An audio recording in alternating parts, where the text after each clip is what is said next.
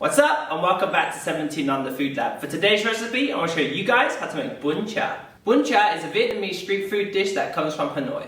In my opinion, it's easily in the top 3 when it comes to Vietnamese street food. The pork for Bun Cha is usually cooked over charcoal. However, for this recipe, I'm going to show you guys an easy way to make it at home. Or feel free to use a barbecue also. And before we begin, you can help support the channel by clicking on the like, subscribe and share button. I'd really appreciate it. And with all that said, let's get straight into the recipe and let's make some Bun Cha.